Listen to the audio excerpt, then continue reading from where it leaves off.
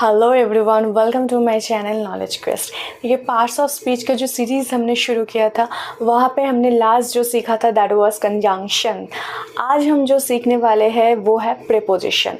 अब प्रीपोजिशन क्या है, कहाँ पे यूज़ होता है, इम्पोर्टेंस क्या है, क्यों पढ़ना चाहिए, इस सभी को डिटेल्स में आज हम सीखेंगे। सो आइए शुरू करते हैं आज का हमारा class that is preposition. Let's get started. So yes, at first we must know कि प्रीपोजिशन का मीनिंग क्या होता है। देखिए, प्रीपोजिशन जो वर्ड हमारे पास है, अगर मैं प्रे की मीनिंग को बताऊँ तो वो हमारा हो जाता है बिफोर। प्रे का मीनिंग हो जाता है बिफोर एंड पोजिशन का मतलब होता है ऑब्वियसली प्लेस। मतलब इसका जो इंटायर मीनिंग हुआ वो क्या होगा, प्लेसिंग बिफोर, पहले बैठना, प्लेसिंग बिफोर, पहले बैठना। मतलब अगर डेफिनेशन की मैं अगर बात करूँ तो प्रीपोजिशन हमारे वो पार्ट ऑफ स्पीच हो जाता है जो क्या करता है, हमारे सेंटेंस में नाउन या फिर प्रोनाउन के साथ सेंटेंस में जो अदर वर्ड्स होते हैं उनका रिलेशनशिप बताता है। उनका रिलेशनशिप क्या है उसको बताता है। मतलब preposition is a part of speech that shows relation between noun और pronoun, कोई भी एक का, and other words। other words जैसे कि verb हो जाएगा, adverb हो जाएगा, adjective हो जाएगा in the sentence। okay, so this is the definition। example से हम समझ लेते हैं कि क्या है। if I write the book is on the table, मतलब बुक की जो पोजीशन है, यहाँ पे बुक हमारा नाउन है, सो बुक की जो पोजीशन है वो कहाँ पे है, मतलब बुक और टेबल का जो रिलेशनशिप है, इस रिलेशनशिप को बिल्ड कौन कर रहा है, ऑन। क्यों? क्योंकि बुक टेबल पे है, लेकिन टेबल के साथ जो रिलेशनशिप, टेबल पे कहाँ पे, ऑन, टेबल के ऊपर।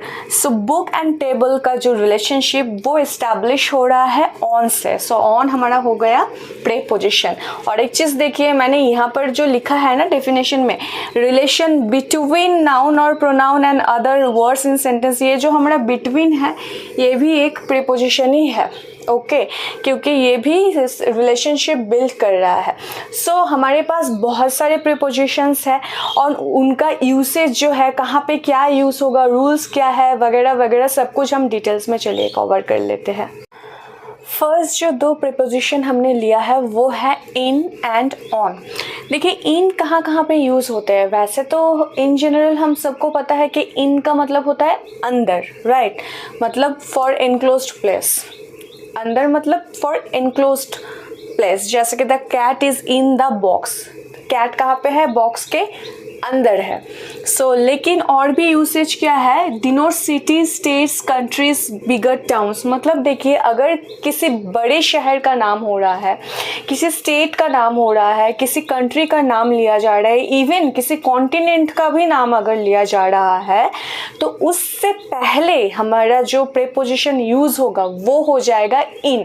क्योंकि देखिए, प्रीपोजिशन तो जैसा कि हमने सीखा था प्लेस्ड बिफोर। सो इन नाउन से पहले हमारा जो प्रीपोजिशन यूज़ होगा वो है इन।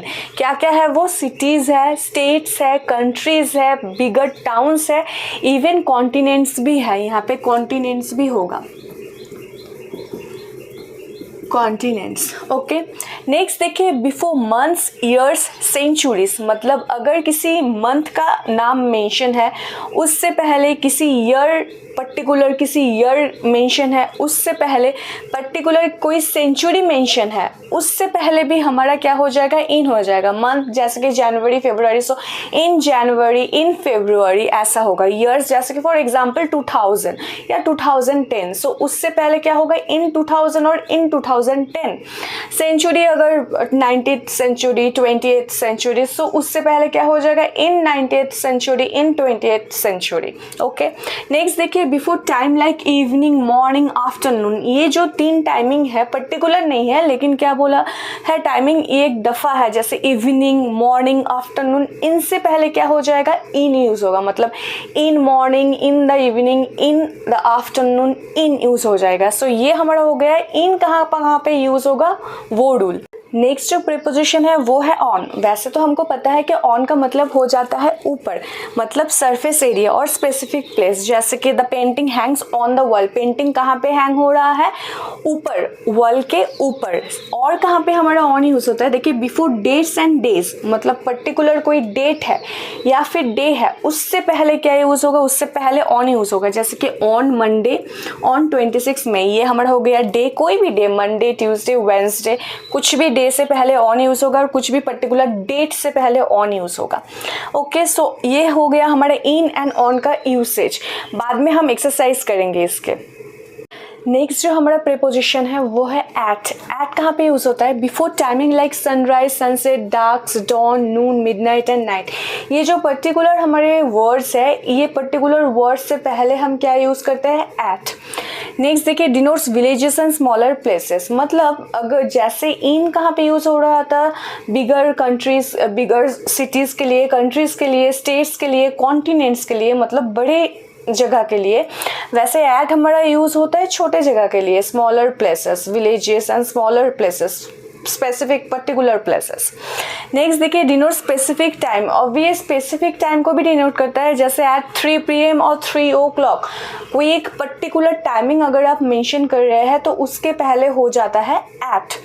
देखिए example, the train arrived at midnight, जैसे कि मैंने यहाँ पे कहा था कि मिडनाइट से पहले एट यूज़ होगा।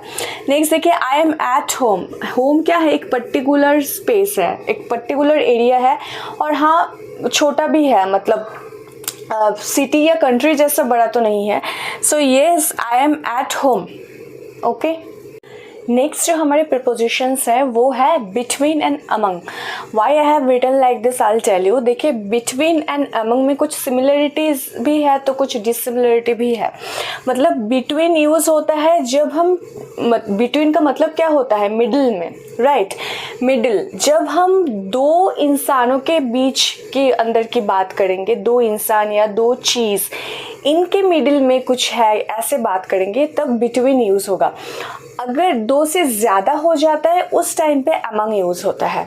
एग्जाम्पल देख लीजिए, the pen is between 2 chairs, शायद पेन गिर गया है और वो कहाँ पे है, 2 चेयर्स, बिटवीन 2 चेयर्स, मतलब 2 चेयर के मिडिल में पेन गिरा पड़ा है।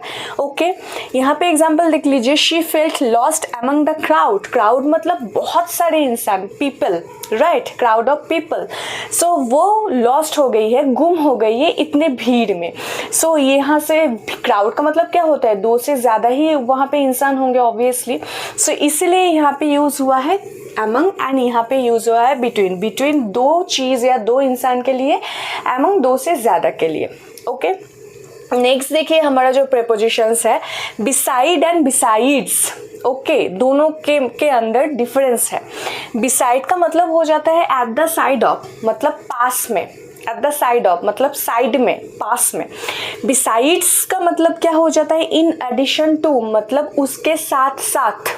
एग्जाम्पल से बताती हूँ, she is sitting beside her father. यहाँ पे जब मैं बिसाइड बोल रही हूँ, मतलब क्या, इसका मीनिंग क्या हो रहा है कि वो अपने पापा के पास बैठी है या पापा के साइड में वो बैठी है, साइड में, एट द साइड ऑफ। लेकिन यहाँ पे देखिए, besides being intelligent he is gentle. So यहाँ पे मैं कहना ये चाह रही हूँ कि इंटेलिजेंट होने के साथ साथ वो जेंटल भी है, मतलब इन एडिशन टू। बिसाइड्स यहाँ पे बोल रहा है कि साथ साथ, इंटेलिजेंट के साथ साथ वो जेंटल भी है।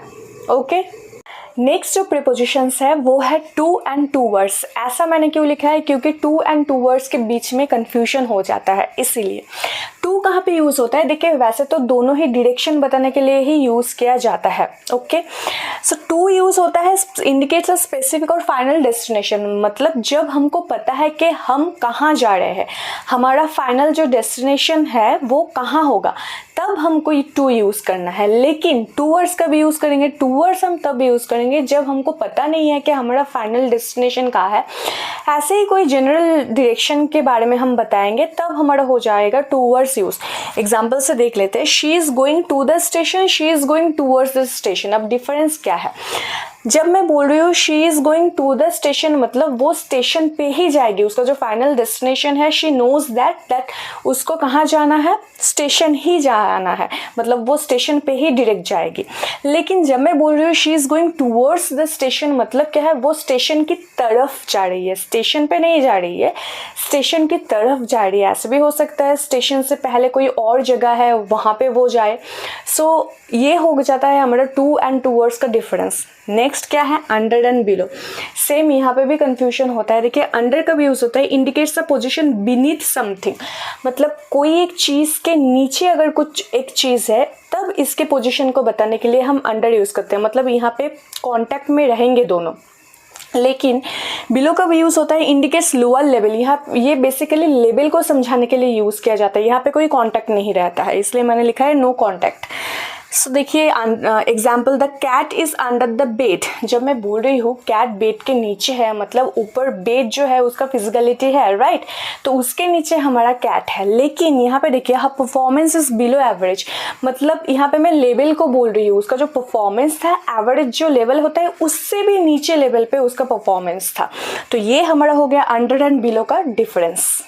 ओके, नेक्स्ट जो प्रीपोजिशंस हम पढ़ेंगे वो है बाय एंड विथ। सोचिए एक काम हो रहा है, तो एक काम हो रहा है वो किसने किया है एंड किससे किया है, यहाँ पर ही हो जाता है बाय एंड विथ दोनों का यूज़। मतलब बाय इंडिकेट्स मीन्स मेथड और डूअर। डूअर मतलब कौन कर रहा है या कौन से मेथड से वो काम किया जा रहा है, उसके लिए हम बाय यूज़ करेंगे। विथ क्या होगा, इंडिकेट्स टूल एंड इंस्ट्रूमेंट, मतलब किस चीज़ से वो काम किया जा रहा है उसके लिए हमारा विथ यूज़ हो जाएगा। एग्जाम्पल देखिए, शी ट्रैवल्स बाय बस, मतलब यहाँ पे जो मीन्स ऑफ ट्रांसपोर्ट है क्या है, मीन्स ऑफ ट्रांसपोर्ट, जैसे कि लिखा है मीन्स ऑफ ट्रांसपोर्ट है बस, मतलब वो ट्रैवल करती है बस से, तो यहाँ पे बाय यूज़ हो गया है।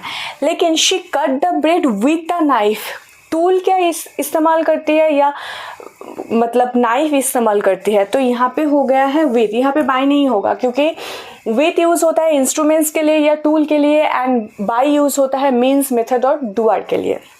नेक्स्ट है ऑफ एंड ऑफ। यहाँ पे सिंगल एफ है, यहाँ पे डबल एफ है। मीनिंग क्या हो जाता है, इट इंडिकेट्स बिलोंगिंग और रिलेशनशिप। पोजेशन, आपको याद है पोजेसिव प्रोनाउन हमने किया था, वहाँ पे क्या था कि पोजेशन को समझाता है, मतलब बिलोंगिंग को समझाता है। ऑफ भी उसी के लिए यूज़ होता है, ये बिलोंगिंग को समझाता है। लेकिन ओ डबल एफ ऑफ क्या इंडिकेट करता है, सेपरेशन इंडिकेट करता है, मतलब सेपरेशन हो जाता है। एग्जाम्पल देखिए, he is a friend of mind, when I am telling कि वो he is a friend of mind मतलब वो मेरा एक दोस्त है, मेरा बिलोंगिंग है मेरा, सो इसलिए यहाँ पे ऑफ यूज़ हुआ है। लेकिन turn off the fan, turn off the fan मतलब क्या होता है, फैन को बंद करो, मतलब क्या है, इलेक्ट्रिसिटी से स्विच बंद करने के बाद क्या हो जाता है, उसका सेपरेशन हो जाता है, इलेक्ट्रिसिटी वहाँ पे पहुँच नहीं पाता इसलिए फैन बंद हो जाता है। सो सेपरेशन को इंडिकेट करता है। देखिए, he fell off the tree, tree से गिर जाता है, मतलब ट्री से जो उसका रिलेशन था सेपरेशन हो रहा है इसलिए ना गिर जा रहा है, मतलब जब गिर रहा है तो ट्री से उसका रिलेशन क्या हो रहा है, सेपरेट हो रहा है, सो इसलिए यहाँ पे ऑफ यूज़ किया गया है, ओ डबल एफ ऑफ। देखिए, हमारे इंग्लिश ग्रामर में बहुत सारे प्रीपोजिशंस हैं, तो उसको एक वीडियो में कवर करना पॉसिबल नहीं है, इसलिए बाकी के जो प्रीपोजिशंस है उसको हम नेक्स्ट वीडियो में कवर करेंगे। सो यस, आज का जो वोकैबुलरी हम सीखेंगे वो है conjecture. Today's word is conjecture. इसका मतलब क्या होता है, इसका मतलब हो जाता है guess, any guess based on general information without any proof, without any proof. मतलब अगर आपने कुछ सुना है उसके बेसिस पे आप गेस कर रहे हैं, आपके पास कोई एविडेंस नहीं है, प्रूफ नहीं है सॉलिड, आपने जस्ट जनरल इंफॉर्मेशन गैदर किया है और उस चीज़ को जब आप बोल रहे हैं, so it's a conjecture. Okay, I hope आज के वीडियो में हमने जितने भी प्रीपोजिशंस को कवर किए हैं आपको वो समझ में आया होगा। So kindly share and subscribe my channel and hit the bell icon so that you can get the notification whenever a new video comes. Thank you for watching.